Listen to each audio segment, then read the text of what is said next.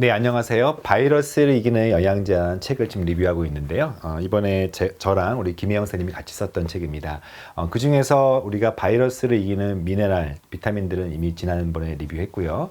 지난주부터 저희가 바이러스를 이기는 허브에 대해서 말씀드리고 있습니다. 오늘은요, 미국 가정의 상비약 엘더베리라고 하는 이 낯선 허브에 대해서 말씀을 드릴게요. 여러분들 제가 처음으로 미드 중에 좀비물을 처음 본 게 워킹데드라는 거 아마 좋아하시는 분들 꽤 많을 텐데요. 워킹데드를 한참 보다 보니까 온 세상이 좀비 때문에 이제는 뭐 약도 구하기 힘들고 근데 그 중에 같은 무리 중에 이제 아픈 사람이 있어서 사람들이 극중 할아버지 의사인 아마 의사인데 약을 구할 수가 없으니까 이분이 독감에 걸린 사람들에게 숲속에서 이 엘더베리라고 하는 그런 열매들을 추출시켜 가지고 그것을 허브처럼 달아서 끓여서 사람들에게 줬더니 나았다 이런 장면이 나오더라고요. 그만큼 우리나라 사람들한테도 어떤 감기 걸리거나 어떤 뭐 여러 가지 꿀물을 먹인다든지 그런 어떤 방식처럼 미국 사람들, 서양 북미 사람들한테는 이런 엘더베리 열매가 감기에 또 바이러스를 이긴다는 그 믿음들이 있었어요. 엘더베리가 뭘까요? 엘더베리의 정확한 학명은요. 삼부커스 니그로라는 표현을 써요. 니그로 하니까 이제 뭔가 검은이라는 뜻이겠죠. 그래서 검은 색깔의 작은 딸기류를 엘더베리, 정확히 말하면 삼부커스 니그로라는 학명으로 써요. 약 기원전 400년 정도 전부터 사실은 최고의 면역 치료라고 하는 생약으로 분류가 됐었고 히포크라테스 우리 의학의 아버지인 히포크라테스도 면역치료법으로 이 엘더베리를 그 전부터 사용했던 거예요. 17세기부터 유럽에서도 전통적으로 어떤 약초, 그러니까 감기 예방을 그 당시에도 감기가 있었을 테니까 그리고 뿐만 아니라 천식이나 비염 같은 다양한 호흡기 질환에 유럽에서부터 썼던 허브이기도 해요. 그 성분 중에 엘더베리 성분 중에 안토시아닌이라고 하는 강력한 항산화 물질이 일반적인 블루베리보다 한 3배 정도 높다고 되어 있고요. 정확히 말하면 엘더베리 100g당 약 1365 정도의 밀리그램 정도의 안토시아닌이 충분해서 아마 이 항산화 효과가 뭔가 바이러스 억제를 하는 게 아닌가 이렇게 알려져 있고요.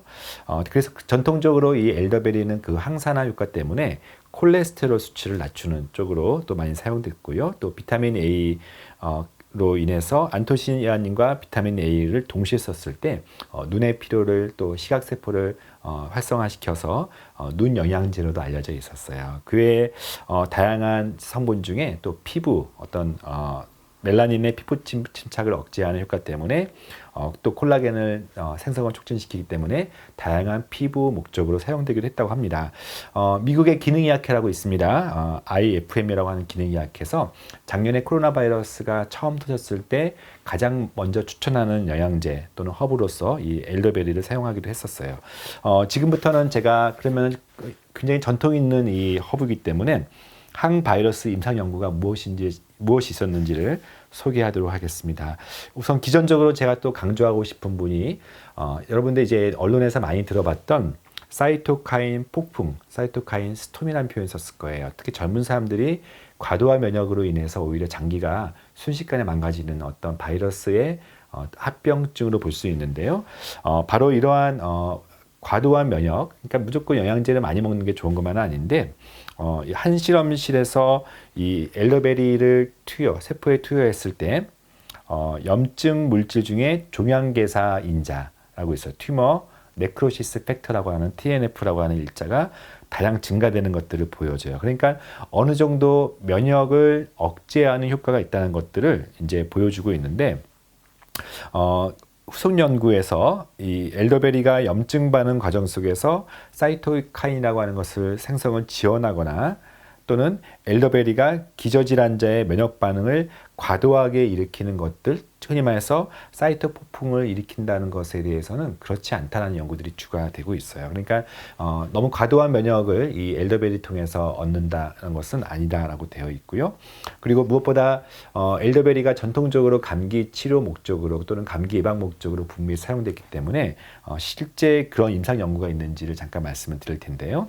2010년도 이전에는 그냥 소규모 100명도 안 되는 어떤 파일럿 연구 수준의 그런 보고들이 있었는데 2016년도에 호주의 연구자들이 인플루엔자, 즉 독감 바이러스에 대해서 연구를 한 것이 있어요. 약 312명 정도의 이코노미 클래스, 그러니까 이제 비행기 승객들을 대상으로 가짜 약과 또 이 엘더베리를 진짜 추출물을 줬을 때 이 이동 간에, 그리고 이동 후에 한참 동안에 감기 바이러스에 노출됐는지, 감기 증상이 있는지를 봤어요. 그래서 여기 그래프를 보듯이 가짜 군과 엘더베리 군의 어떤 차이가 있을 수 있어요. 보통 우리가 유의 확률이 0.05라는 것은 통계적으로 차이가 있다는 것이죠. 그래서 감기 증상의 점수, A에서는 감기 증상의 일수, B에서는 감기 점수의 그러니까 점수, 그러니까 한마디로 얼마나 오랫동안 걸렸고 얼마큼 심하게 걸렸는지 각각 엘더베리 투여군에서 대상자에게는 더 가짜 약보다는 나았다라는 결론을 갖기도 해요. 그러나 여전히 이런 임상 연구들이 소규모라는 것을 좀 감안하셔서 그렇게 맹신해서는 안 되고 좀 도움되는 정도다 이해하시면 되겠어요.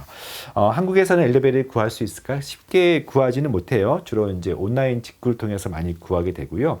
혹시 이 방송을 보시는 분들 중에 미국에 계신 분들은 쉽게 구할 수 있으니까 참고하시고요. 캡슐로 먹을 때는 하루에 3회 정도 나눠서 300에서 500ml 정도 이렇게 먹으시면 되고, 또 시럽통해서 아이들 먹일 때는 4회로 나눠서 한 번에 15ml씩 한 5일간 먹이면 된다고 합니다. 정리하면요, 엘더베리는 음식 가운데서는 이제 기능성 식품으로 분류되어 있고요. 항바이러스 또는 여러 가지 항콜레스테롤, 항피부 등의 문제들을 조정해 주는 걸로 알려져 있고, 치료 효과에 대해서는 임상 연구가 잘 짜여져 있는 게 있기 때문에 제가 별 3개를 드리도록 하겠습니다. 주의할 부작용 크게 많지는 않고요. 하루에 400에서 500mg 정도를 분복해서 먹으면 되겠습니다. 네, 계속해서 항바이러스를 이기는 허브에 대해서 지속적으로 발표하겠습니다. 좋아요, 구독 눌러주시고 알람 설정해 주시면 감사하겠습니다.